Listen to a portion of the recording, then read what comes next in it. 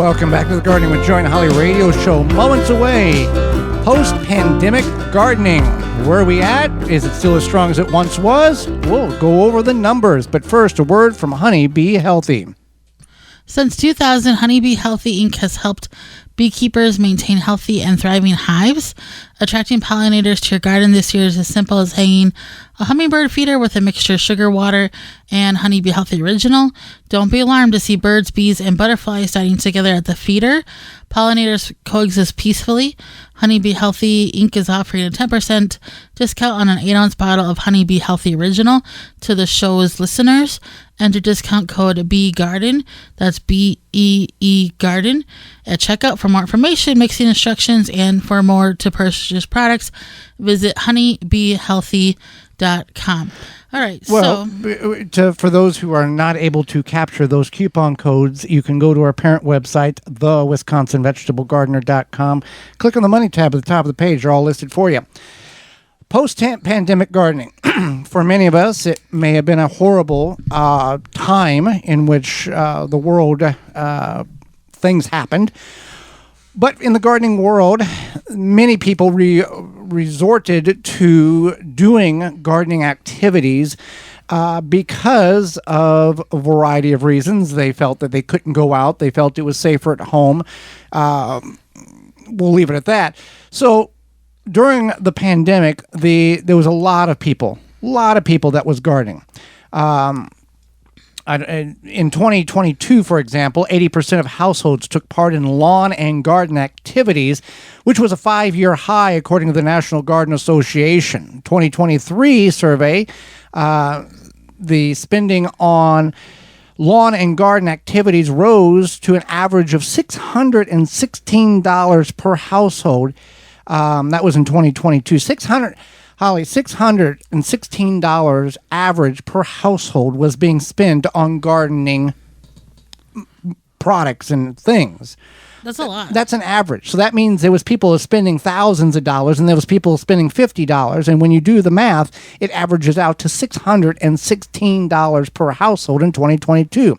That was up $74 from 2021. Right, and I don't know if we have any data yet on 2024 because most garden seasons at this point it takes a while to get that in, to calculate. Because it's mid to end of July here, and the spring garden season is 12 weeks. I think starting in like May, so they could still be figuring that out. But I mean, even we noticed it with our views on our main. What do you call our host website? Our parent website, the WisconsinVegetableGardener.com, our YouTube channel, which is the Wisconsin Vegetable Gardener, our podcast that some of you may be listening to. Numbers were extremely vertical, high. For sure. And we definitely noticed that there has been a little bit of a drop in our viewership. But also, I have learned people feel a little bit uneasy about the economy with grocery prices and things, and they are now looking into, okay, I do need to learn how to garden. I need to learn how to do things. So we might see a spike in the next year. Well, and maybe it's not so much I need to garden or I need to have. Maybe I should learn some skills. That's another thing is people want to learn skills. I know that a lot of the younger kids are like, I don't have the skills to do XYZ and I want to learn it. And that's one thing that a lot of social media has brought people together and encouraged them to learn. And I think sometimes people will see it as negative, like, oh, my kid's always on his phone. But I know for me, like, I learned stuff on social media myself. So, and that's what a lot of these young people need to fix brakes, need to fix a chimney, YouTube. Definitely. But don't watch the first one. Watch a couple of them because there's always one that's oddball. You take the brakes and you put bleach. Don't do that. No, there's always one that's a little off. Right. Even on my car, we bought a newer car over winter and I had to learn how to do something. I don't know, some button, whatever it was. And I went to YouTube to figure it out. So there's a lot of great information out there and that's what's helpful. And that can help, for the gardening. And I feel like there's even more information, and I agree with what Joey said. Don't go for the first one. I mean, even if it's just like, heck, a makeup tutorial, sometimes you want to go through and figure out what works best for you. This article in which we're reading from the Associated Press, it also mentions this garden. One positive developed: younger households are participating in the gardening activity, 18 to 34-year-olds in that age group, and 35 to 44-year-old age group has a larger increase in spending than older households, and trends that the summer thinks will continue to go up. So garden centers are very, very, they have a very small window. They have a very small window in which they can profit. And that's why we encourage you to go to your local independent garden center in order to support them. Yes, the big box store has this and has that, but whenever some of these independent garden centers, they only run for a couple of weeks and that's it. They bank everything on it. There's other ones that they do snow removal, they do landscape design, they do mulch, and they have a yard. So they're a little more. They might have some house plants, or they might have some native plants, or like fall bulbs, whatever. But they don't do a huge production, or their huge production is those 12 weeks of the beginning of gardening season. So you want to keep that in mind as well. In the local garden centers are going to have helpful people who are educated, who have experience, who know things, as opposed to if you go to the big box store, you got John from Paint who's just filling in, and he's like, you're like, is this a good plant? He's like, it looks like a good plant, and you don't know, he doesn't know, and all of a sudden now you have this plant that you paid for. It may have been $2 for $5 at the regular garden center, it was like $6, but if you still pay for it, it doesn't work for you, then that's still money you lose. The spring season is crucial to these garden centers. They make about 60%, if not more, of their 60 to 75% of their sale during the 12-month spring, according to the report. So that is a massive, and in the north, there are even fewer weeks in order to make that happen. Now, we're not from the south, but I understand, like, if you're in Texas and places like that, come middle of summer, it's like spring again. They have more plant starts. Yeah, because they have to take that break. Right, because nothing grows when it's 100. Yeah. Yeah. So that's something to, I think is very interesting, is how the pandemic shaped a lot of our lives, but also in regards to gardening. I know that a lot of people were new into gardening. Like, for example, my boss at the time, he had built some raised beds in order to garden, and then he ended up moving and he left the raised beds there, and now he's gardening again with different raised beds. But it's something that a lot of people took on because they wanted to, do something kind of. I think it gives you a sense of control when there was a lot of uncertainty for sure. Yeah.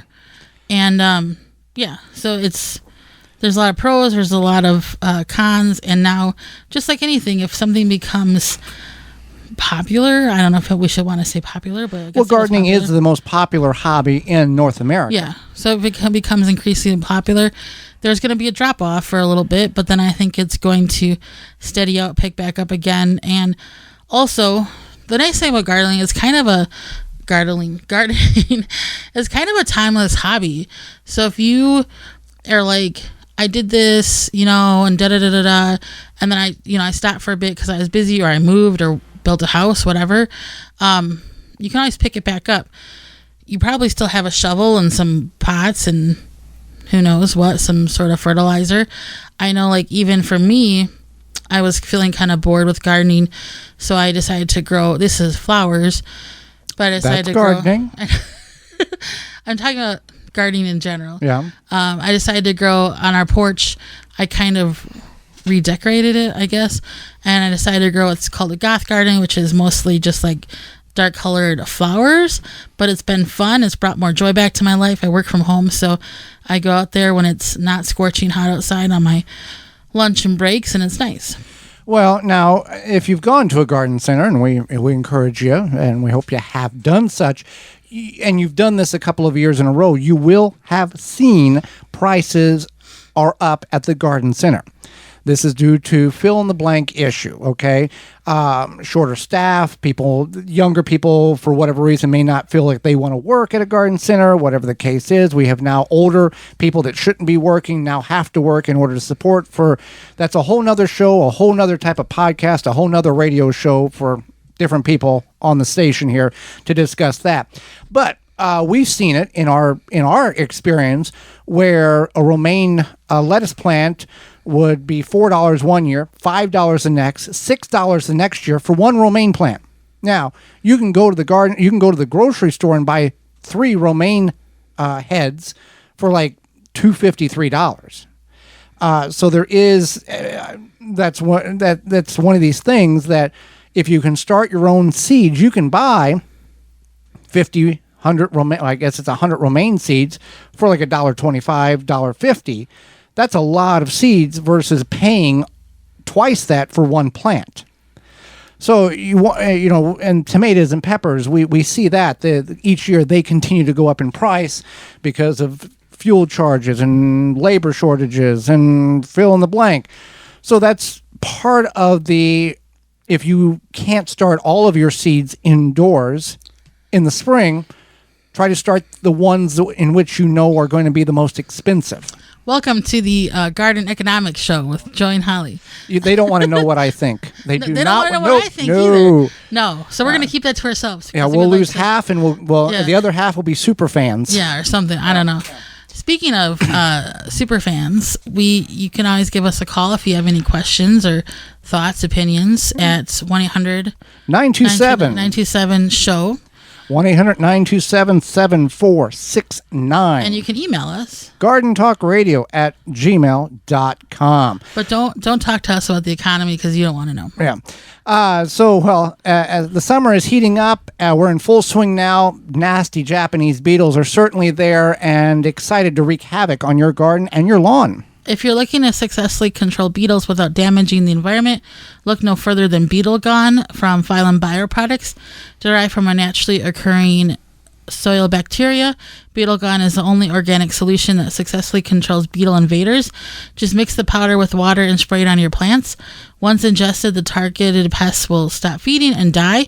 And since it's an organic BT product, you know it's going to be a great choice to use on your fruits and vegetables in addition to your ornamental flowers and trees. Not only is Beetle Gone, does it work, the best part about it is safe to be used around beneficial insects such as ladybugs, butterflies, and bees. You can find all that information at BeetleGone.com. That's BeetleGone.com.